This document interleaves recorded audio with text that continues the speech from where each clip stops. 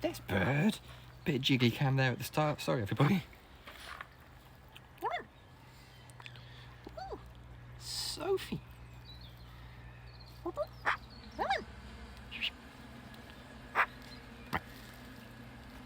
Oh, bird. Bird, what doing? What has bird?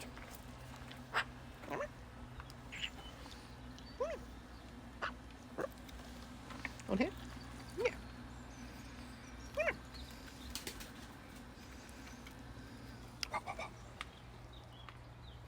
Bird what? Bird what? What? Hello. Hey, hiya. Bird. Bird.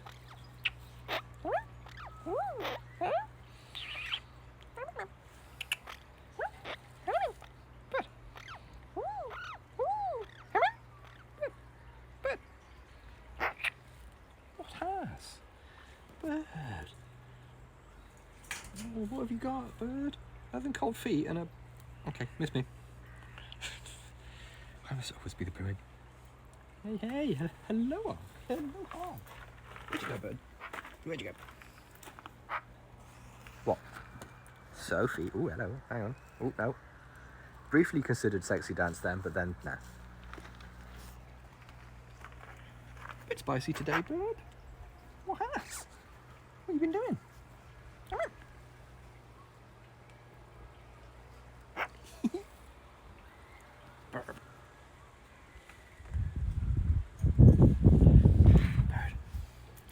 Bird, what has? You've got gross meat. You've got gross tambourine meat. Of course you have. Our garden's looking very autumnal today. I mean, it's very yellows and reds and things. What we think about the Twitch is the broadcast option. The broadcast option? The broadcast option? So what? Oh, that's a cherry. Okay. Thought that was something gross in your food then, but it's just a cherry.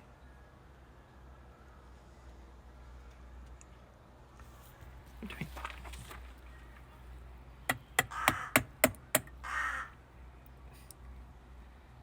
Spot a magro? We're experiencing dish-related magro. Ah, on the TV. Ace. I see. Cool.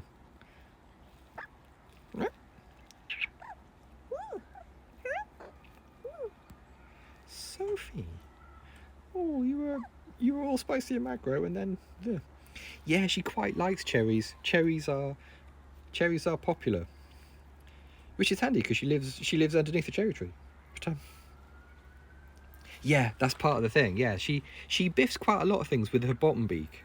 But yeah, I'm all for biffing stainless steel objects because you need to sort that overbite out, bird. I think you might have trimmed it a little bit. It doesn't seem quite as pronounced. Gonna have to get you something really big to biff, aren't I? Really annoying and big. Oh, okay. So, are we just sort of like stopping now? Are we just stopping? That's it. Well, yeah, that's the stream. Thanks for coming, everybody. That's all the spice Sophie has for us today.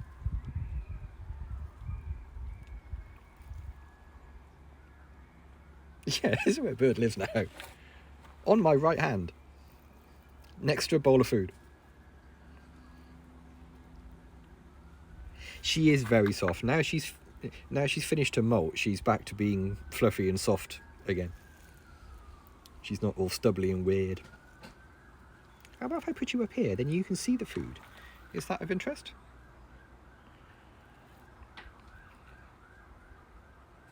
What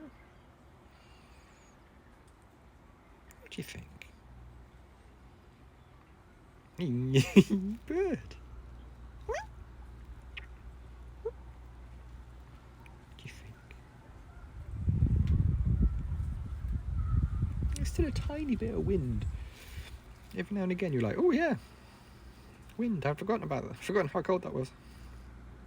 Yeah, there is a little bit of food contemplation. Just like, What's this?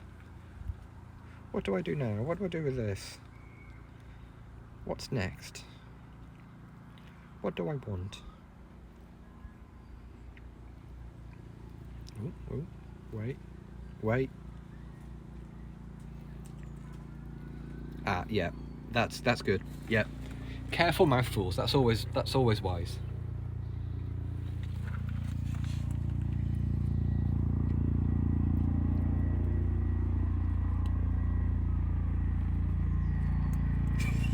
Why are you dipping it just to throw it on the floor? What is it with... Why you do this?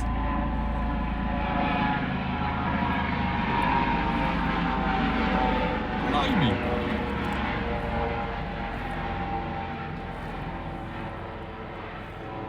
Blimey, Biggles. Is that really nice? Oh, you've eaten loads, bird. She's eaten a ton of food. She's eaten all of the food in here, considering I topped this up this morning. And she's also cleaned out the warp tube. But she has eaten a lot of food this morning. Just like me, there's been a lot of comfort eating this morning. Okay, you're throwing your cuttlefish around. Oh, that's getting thin, bird. I'm gonna put it back in here in a way that will annoy you. never had a meal enough. No, just struggling from meal to meal.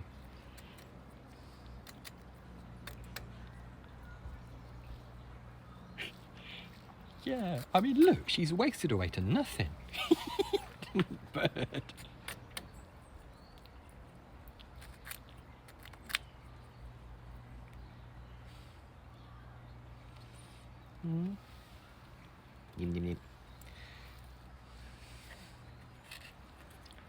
How can I get that piece of cuttlefish to stick in there to really annoy her? Just like, yeah, I love the way cats do that. Just like, oh, I'm so hungry. Oh, it would be great if only I could eat something. While standing next to a gigantic pile of food.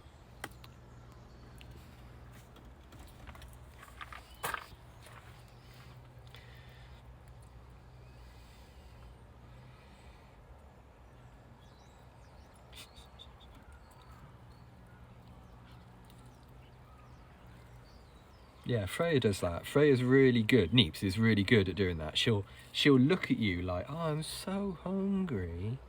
Oh, look. It's been hours since I ate. And then you put a plate of food down and she's like, what's this crap? I'm not eating that crap. Neeps.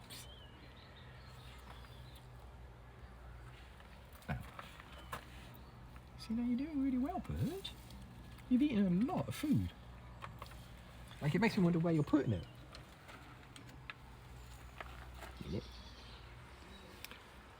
Because every morning I come out and I top up their food bowls from overnight. And normally I don't have to top up Sophie's a huge amount because she eats snacky food at night, but she doesn't eat a lot of like proper, like groceries. So normally in the morning there's food is stored in the crest. That is correct. So yeah, normally in the morning what I have to top up is more the worm dish rather than the warp tube. Do you just nearly biff yourself off that much? King of the jungle. Look at this, look at the smoothness. Do you think? I know, there's tons of weird noises today. What's that? Is that something getting a drum circle going or something? There hasn't been much in the way of email. I swear that the wilds keep the emails for around lunchtime. Burp. What do you think? That's alright, isn't it? This is comfortable. For you. Actually, it's alright for me. I'm standing up, so my back gets a chance to unwind a bit.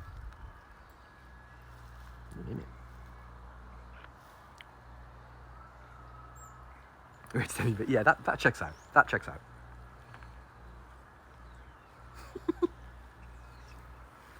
Wait for America to wake up before you send the emails to support.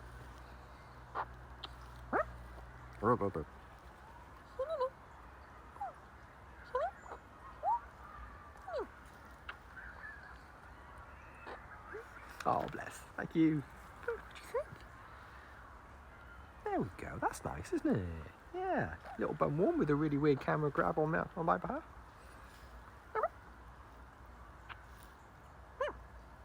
Kangaroo America is barely awake. Excellent. Excellent. Excellent. Can confirm major parts of the UK are not really awake. Not really feeling it. I mean, there's like, what do you mean I've got to get up and do that whole thing over and over again? Oh, yeah, I thought it was a one-off. And by one-off, I mean like ever. You mean I have to get dressed and go to work? How bloody inconvenient. Brad, what do you think? Not like you, stumbles out of bed, has a bit of breakfast, has a little snooze, stumbles into lunch. Hmm?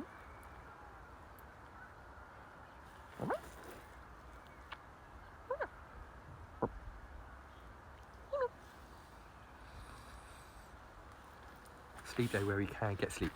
Do you know, I know what you mean. I did that. I did that this morning. I got up, it was 4 a.m. Woke up, went to the bathroom because I'm in my late 40s and have a bladder the size of a walnut, and came back. And then just started, like, most of the time I get to be able to do that and go straight back to sleep again. But today my brain was like, no, let's think about stuff. Let's have a nice think. Cheers, brain. Thank you. Yeah, see, there we are. Good luck with round 2, definitely. Round 2 interview tomorrow that I'm excited for. Hey, ace. Really cool. I mean, I hope it goes well. Yeah, it's one of those sort of situations. I've never had a telephone interview. I've always been lucky enough to always had in-person interviews. I've never had like phone or video chat interviews or something like that. I can see how they could be better, but I can also see how they could be weird as well. Yeah. At least it means you've only got to iron a shirt and not a shirt and trousers. Yeah. Yeah, like the more of these I do, the easier I find video chats in general. Alright? It's going to have other teams. Wow. Oh, hang on. Miss me.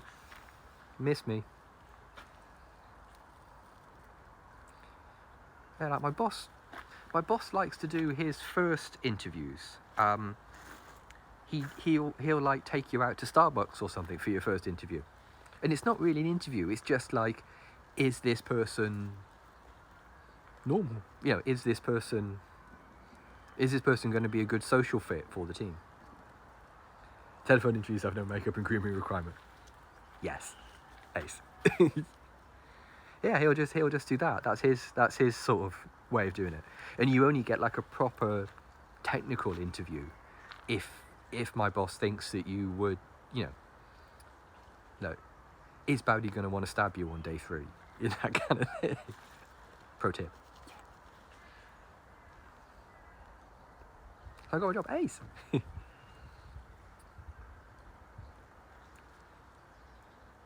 Telephone interview, I can't read the interview. Yeah, I know what you mean. Because that's what a lot of people forget about job interviews. That it's as much you interviewing the person offering you the job is the thing. Wing Drifter, we can see you. Hey. These pants interview, yeah. I mean, you just have to remember to not stand up. Yeah, people forget that job interviews are a two-way thing. I've done that before in an interview. Now I have to remember to turn off my VPN. Oh no. I've done that. I have legitimately been offered a job, years ago, at an interview and gone, you know what, I don't think I'm going to fit in here. I might go, actually. Thanks for the offer, but I'm alright. It's a good requirement in new hires, mate. Not making their colleagues look stab them in the week. Yeah. I think the worst one we've ever had, not my department, but the worst my employer's ever had, is somebody not coming back from lunch on their first day. That was pretty terrible. That was just like, obviously started their work, got shown all the things they would need to do, and just noped straight out of it, just like, and didn't come back from lunch. Like, right, okay lads, I'm off to lunch, I'll see you later, maybe. Meow. Never seen again.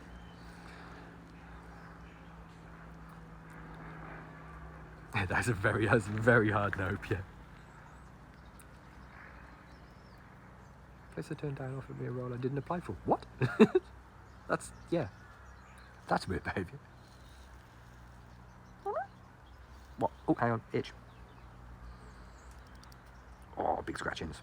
Oh, you've still got a tiny bit of stubble there. When she tightened all of her feathers up, you could see a tiny bit of ear stubble. You've still got little stubbly bits then. Nobody likes stubbly bits. Hang on, let me just move my hand because my left hand is falling asleep. There we are, that's better. You still got some stubble? What's that like? First snowfall overnight. What? That's wild. We had a frost like a week ago and it was in the paper. It was mentioned in like the local paper, just like first frost of the year. Just like, it's November. Oh bless, thank you. What do you think, Bird? You are feeling cute today, aren't you? You're feeling cute and a bit sassy. The scratching stretch is weird, isn't it? The weird sort of... Everyone's going to drive like they've never seen snow for a week. Yeah, that's the problem with snow. There's a bit of road on the way to my office that I drove down. I drive a Smart. I drive a Smart 4.2.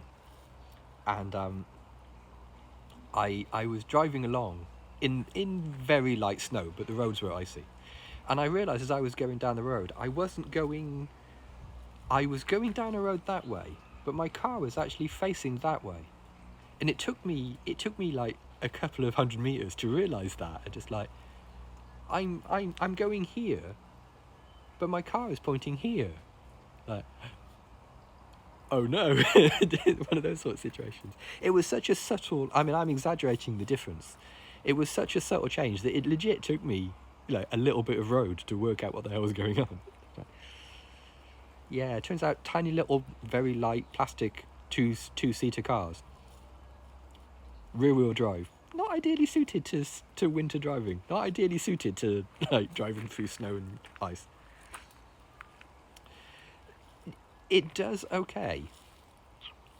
The only thing that I would say is you can't switch off the traction control.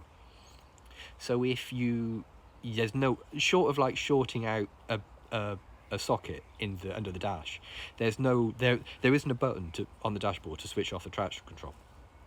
So if one of your wheels gets on ice and starts to spin, the car just goes, nope, I tried, an attempt was made, and then stops. Because it's such a small car, it's terrified of sliding, it's terrified. The software is petrified of losing any form of traction.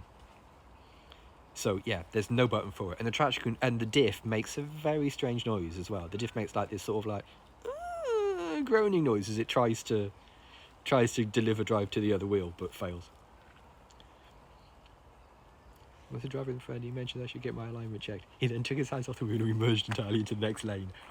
Oh no. Yeah, that is a sign that you might need to go to the tyre place. Yeah. What do we think, Bird?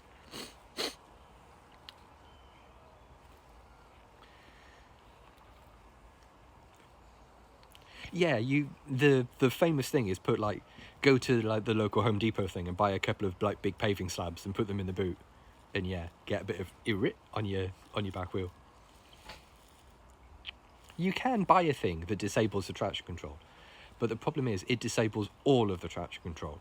It disables the stability control, which you want on in all circumstances, and the traction control. And yeah. it's just like a thing that shorts out 2 pins on the ODB BDB port. I paid attention. I'm a grown up. Who says I'm not? And but yeah, it switches off all of the oh, for God's sake, don't crash sort of systems. And some of them you want.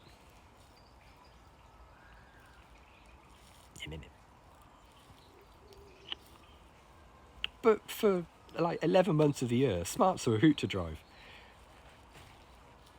But if there's any ice on the, if it's an icy road or there is any snow, don't take your smart car out because they just can't hack it.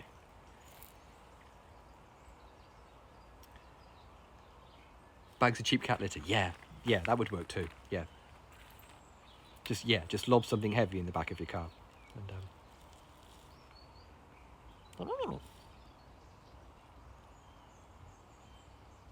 yeah, it is weird how Mercedes do that. You feel really weird at the Mercedes garage when you go in for service. Like I dropped my car off at the Mercedes garage, and you get. Oh yeah, that's a good point. You can chuck some of the cat litter on the ground. That's a good point. Yeah, nicely done. When you turn up at like my local Mercedes garage, it's a Mercedes main dealer, and you do kind of just sort of like turn up at the car park,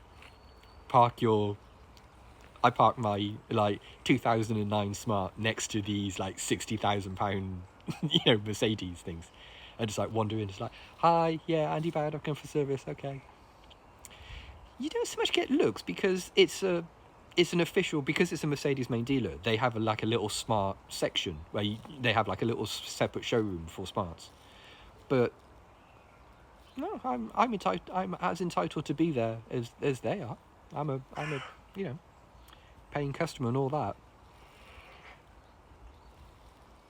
But you do occasionally hear things. I remember hearing a guy years ago. There was a guy who had taken his like very expensive Mercedes AMG thing in, and he was loudly humble bragging to the guy at the dealer who was dealing with him about how this was his normal car. His weekend car was a Bugatti Veyron.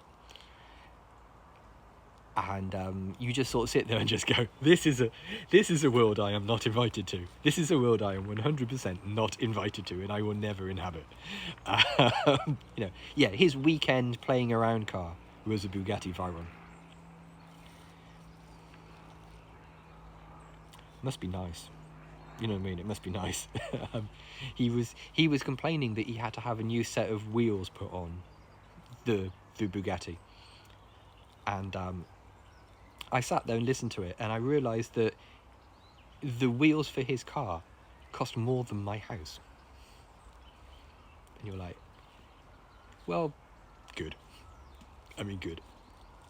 Society seems to be working correctly.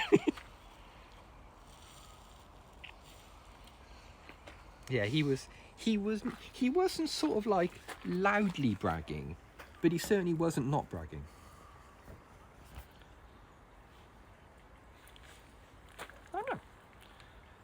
I would quite like one of those Volkswagen electric cars. Is it the? Yeah, I think it is the ID4 or something, isn't it? One of the, because like buying a petrol car in this day and age seems weird now. It seems like a weird design. It seems like a weird financial choice to make, to buy a petrol or a diesel car now. Although a friend of mine has a Prius, and he loves it, but he hates the charging infrastructure that's knocking around. Like the number of times he's turned up to a charging point, and it's either been broken or there's been somebody else there that wasn't on the app or that kind of thing.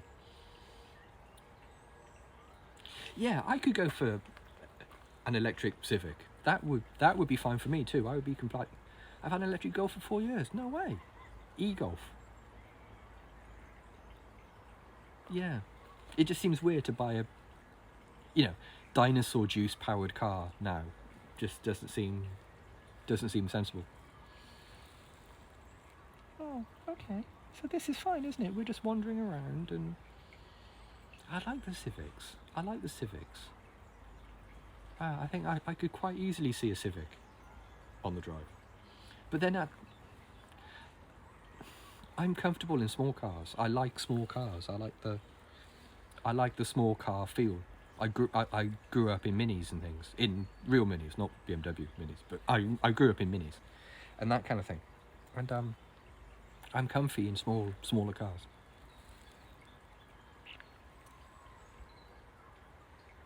Yeah, yeah. The UK has a thing to phase out fossil fuel cars, but the UK has plans to do a lot of things that they're not going to do.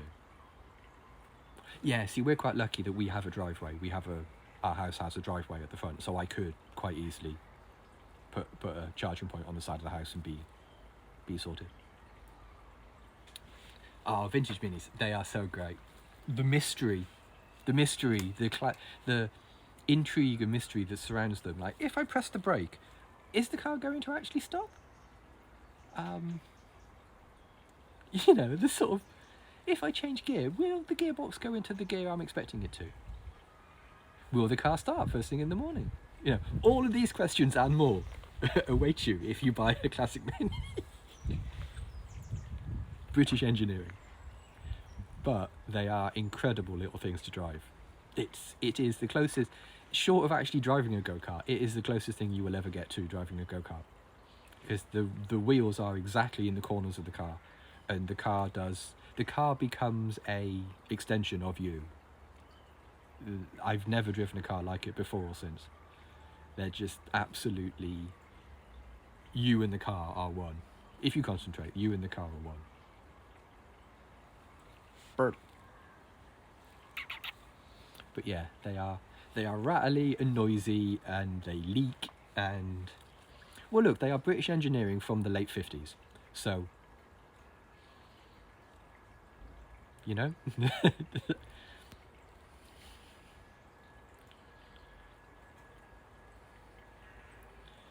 I charged the station at home when I got the Golf. Yeah, that would be the plan, wouldn't it? That would be the plan, because a friend of mine the friend of mine with the Prius just runs his an extension cable from his garage out to it.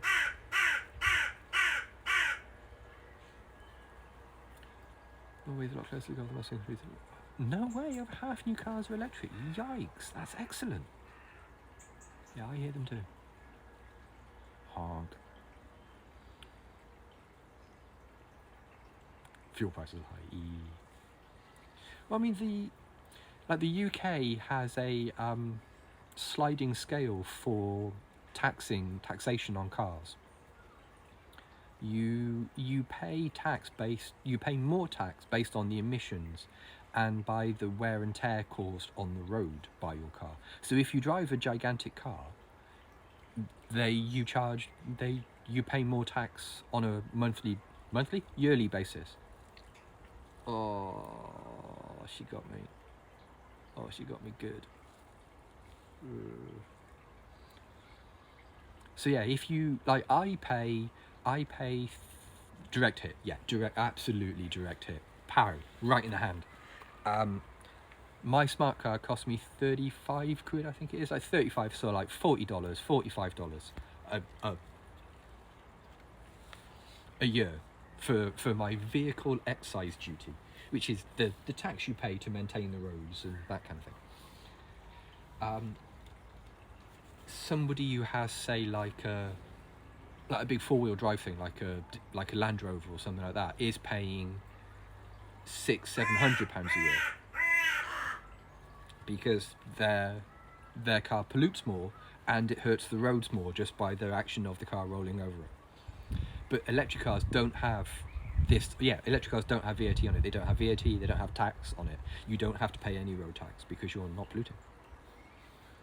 And yeah, so the UK is actually quite good with its vehicle excise duty. Yeah, I know what you mean. I'm hoping there'll be like a sensible buyback rebate thing for dinosaur juice cars. You're being really well behaved today. There's no magpie business. Is it because you just want your bum warmed? Is that what we're doing? Yeah, yeah. I don't know whether that's a thing in the UK, but yeah, I've read that about being able to drive in priority lanes and things. Pretty great.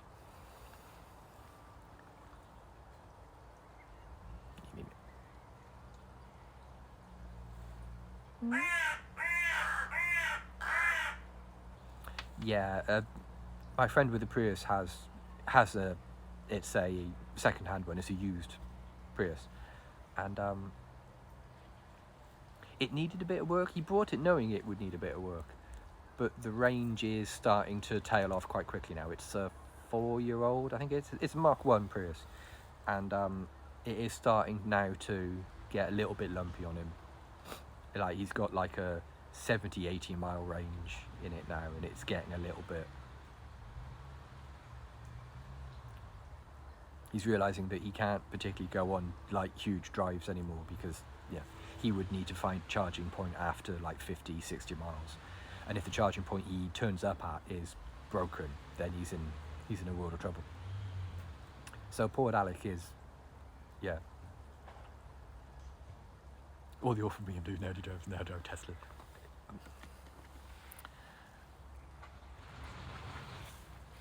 That'll be my groceries delivered. That'll be my groceries arriving. Oh, quite a lot of magpie poo on my hand. Yeah, there's an electric car garage in town. There's one of the industrial estates in town has a specific garage workshop thing for electric cars. You can take any electric car there. They do Teslas and all manner of things. Yeah, I think if it wasn't for the charging infrastructure being a bit wonky here in the UK, not enough chargers to go around. Like, lots of people have bought electric cars recently, and they haven't put in many more chargers. And yeah, he's having a bit of a nightmare turning up at charging points, and either it being the wrong standard for him, because his is CHAdeMO or whatever it's called. So he needs a specific charging connector, and the charger either doesn't have that, or is broken, or there's somebody else using it that the app didn't tell him was going to happen, and that kind of thing. So he's having a little bit of, I need this thing to be, oh yeah, there are 2, I think, or 3 different standards of end for. What kind of stupidity is that? Stupidity. It's just like, it's the old XKCD strip, isn't it? We're going to make one unifying. There are 13 standards. We're going to make a unifying standard that brings them all together. There are now 14 standards. Yeah, I think he's got a bunch of adapters. He's got like a thing-to-thing adapter and a Tesla to this adapter and that kind of thing. But yeah, to not have a standard of car charging port is craziness to me. Other own chargers, yeah, oh god. I've still got a Nokia charger in a drawer. I mean, I've still got a big Nokia charger in my drawer. I have no idea why. Yeah, Tesla have their own, and yeah. So there's Tesla and 2 others, I think, if I remember correctly. But yeah, so it's a bit of a gamble. 3 and Tesla. Oh god, fantastic. Sort yourselves out, lads. Come on. Right, gang, look, I've got to go because I've got to help the female put the groceries away and wash my hands, help the female put the groceries away, and then have some lunch. So, hey, look, if you've just stumbled across us on Twitch and you'd like to follow Sophie on Twitter, her Twitter handle is @BreeSophieBree. And there's a Discord and a WordPress wiki you can get involved in. Silicon place at 40 bucks. The trick is with phone chargers, if you've got this very much depends on how sketchy you're willing to be. If you've got a big hotel in your hometown, go into it and go, hey, I was staying here a week ago and I think I left my phone charger. Most hotels just have a big cardboard box full of phone chargers in the in reception, and they'll just go, help yourself to one of these, and they don't care. But obviously you haven't heard that from me. Right, okay, so yeah. Bree Sophie Bree, at Bree Sophie Bree on Twitter. There's also a Discord and a WordPress wiki linked from her Twitter profile you can get involved in if you'd like to. Or if you prefer, you can just Google Sophie the Magpie. Right, cheers everybody. We'll see you for 404, Microbrew 404 tomorrow. Cheers all. Bye for now.